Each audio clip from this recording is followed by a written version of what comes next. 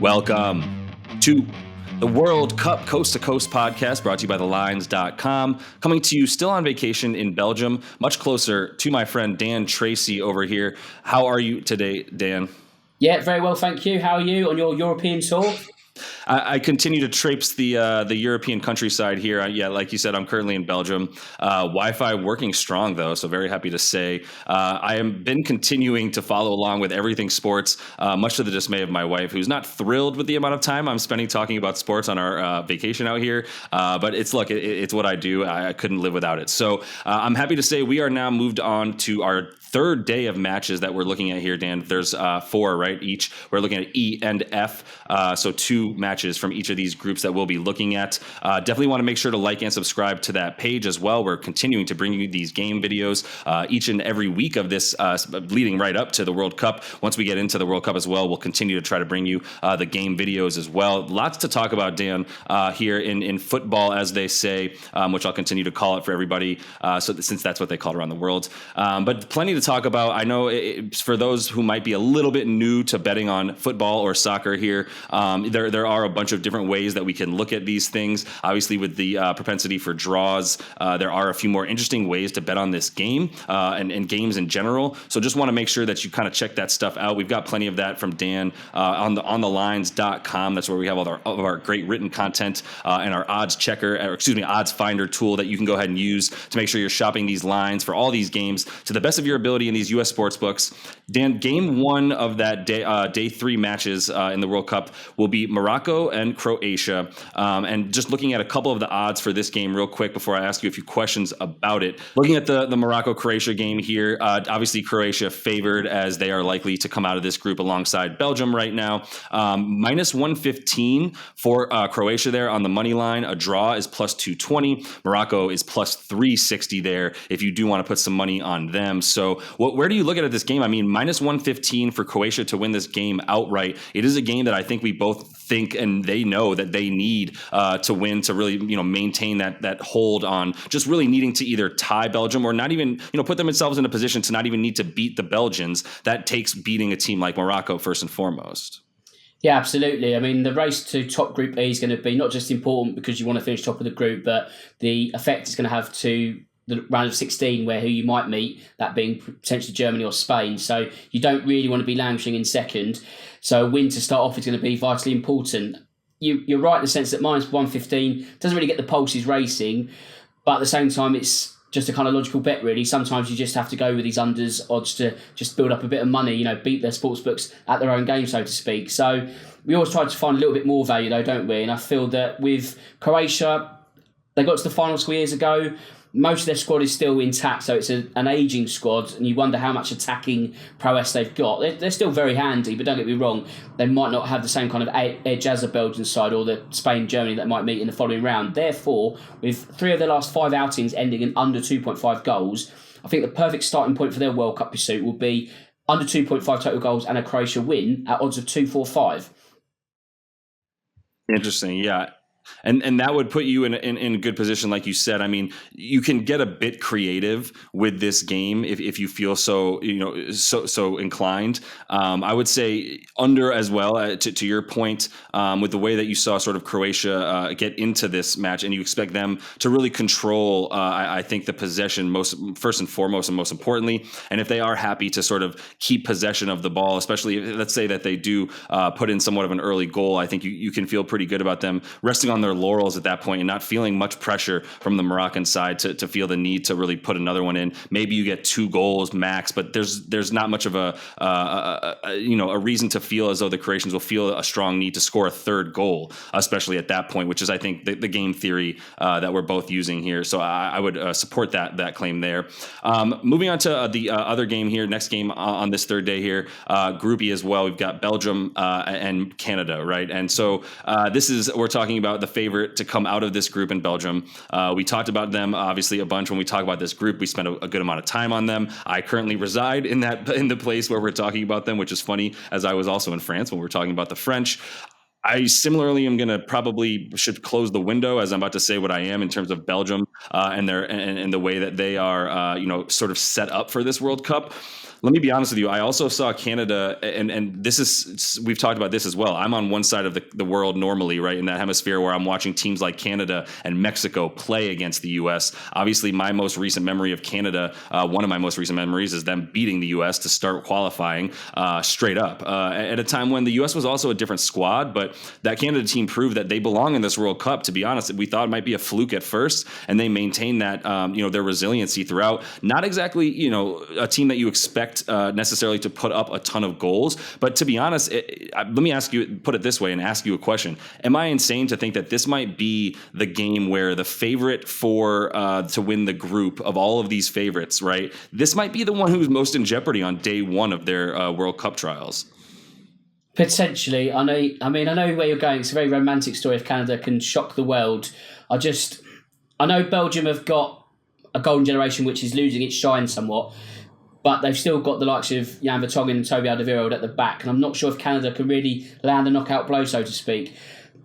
I can't see Canada disgracing themselves, and as we've referenced before, with them playing a part in hosting the World Cup in 4 years' time, right, this will give them perfect international tournament experience. You've got to remember, they haven't been at a World Cup since 1986, so this is going to be new, uncharted territories for every player that makes the squad to Qatar. So, they're going to hold their own, shall we say, and obviously they are there and rightfully finalists, so we shouldn't disrespect them by any stretch of the imagination, but I feel that this also offers the perfect game for Belgium to find their feet in the tournament, and for that reason I'm going to go with a routine win of 2-0. So I'm going to go for a correct score bet this time around at plus 600. I just feel, as I say, it's not going to be a glut of goals. Canada aren't going to embarrass themselves, but I feel that Belgium's flair, you look at Kevin De Bruyne and Romelu Lukaku, they've got enough options to hurt any team, and I feel Canada will be next on that list. At the same logic, though, you can also go with Belgium to win both halves, so that's them being ahead at half-time and then obviously winning the game, and also under 2.5 goals at plus 475. So a bit more Croatian once again, but if you don't want to go down the correct score route, you could just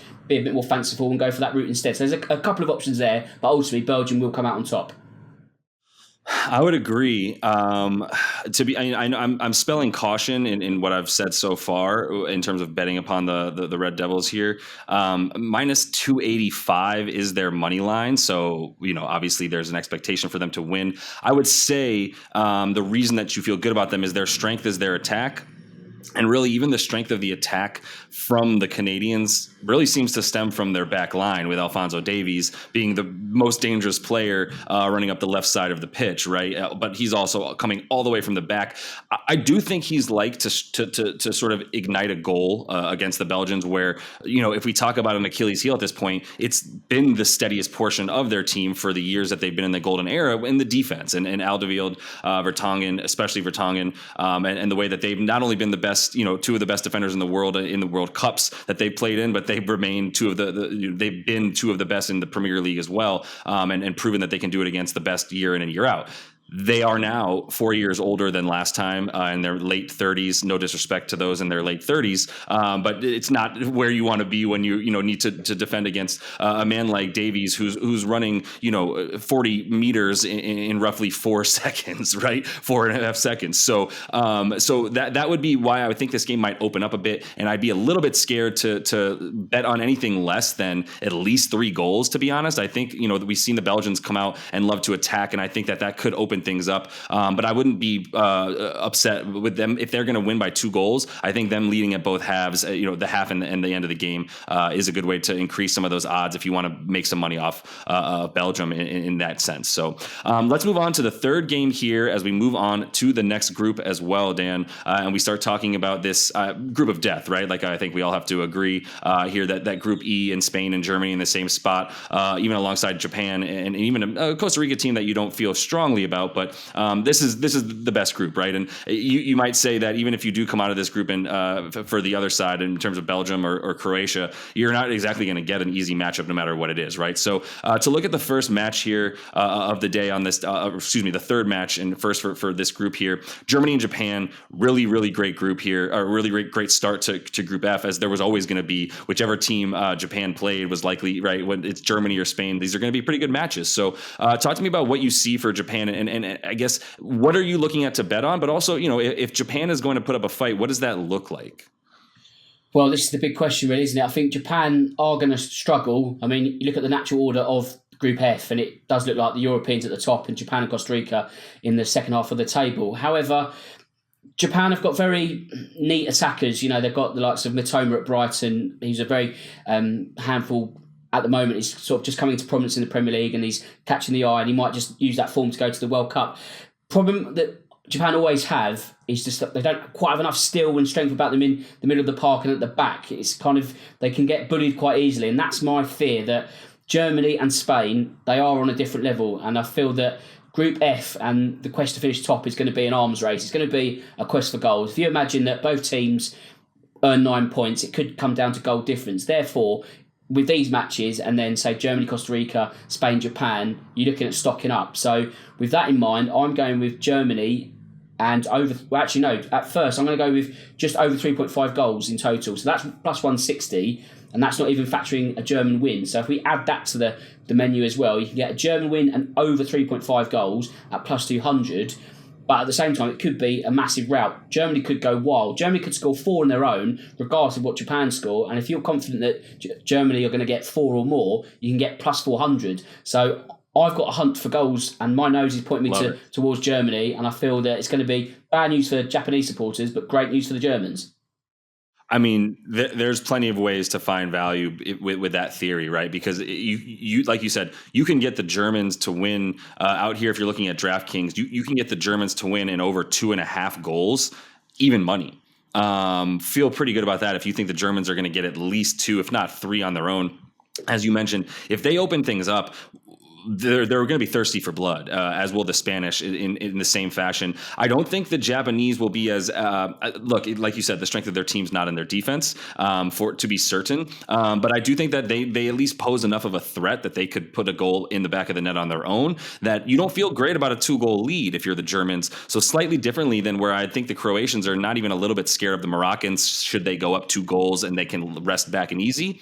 Not necessarily the case for the Germans. I think that they'll be happy to continue scoring, like you said. Once they get to 4 goals or so, maybe they'll start to feel satisfied and satiated. But up until that point, I think they're going to be thirsty for blood the whole time, as points will matter a ton. And unlike the Belgians or the Croatians, who are going to play a top 15 team in the world, in the next round, no matter what, I think you prefer to play the Croatians as opposed to the Belgians, in which case there's incentive to finish atop the group for both Germany and Spain. So let's move on and finish this video here with the Spanish game against Costa Rica, Dan.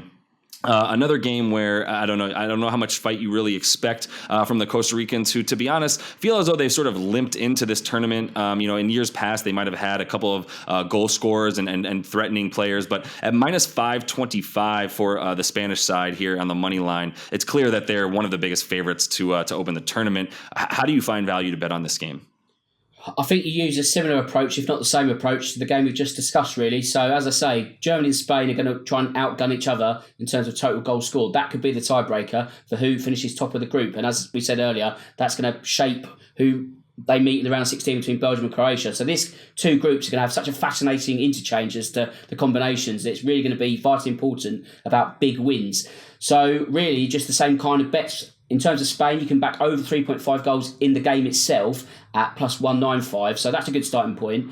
If you want to add the win for the Spanish side, you can go for plus 175. So actually it goes a little bit less. So you may be just better off going for a goal bonanza regardless of the team. But if you want to go for Spain to score 4 or more, that's plus 300. So Germany was plus 400. So the sportsbooks are probably more confident that Spain are going to do their bit in terms of goals. Yeah. However, I feel that Germany have got more about them in attack. You look at Spain's options, and bar Alvaro Morata and maybe Ferran Torres, they haven't quite got the great strikers that they had in a decade or so ago. So if I was to pick one of those 2, if you said to me, Dan, you've got a choice of backing one team to score 4 or more goals, I'm going for Germany at plus 400, because Spain will probably get over the line, but there's a bit more value with the Germans. But let's go back to the Spanish. I feel Costa Rica, they're there for the taking. As you say, they're kind of limped into the World Cup. They beat New Zealand in a playoff, and there's no real fanfare about them. They are one of, if not the whipping boys. They're the outsiders in the whole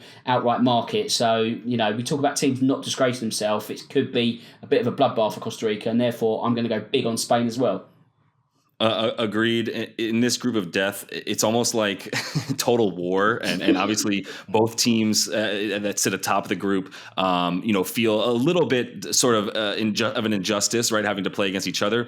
But really, the big loser here is the fourth team in the group, who are always going to be placed in a position where obviously the way it works is the group of death that as it ends up, it might be so strong at the top that they're going to give you that weaker fourth game there against a team like Costa Rica, who I think a lot of teams are going to be looking at, or both of those teams are going to be looking at saying, we need to score goals. And I would agree that the Germans have a much more formidable attack. And I think that there's some opportunity to get some value by betting on those goals in that game specifically. So that's all we have for this video, Dan. Good times here. Good talking about this one.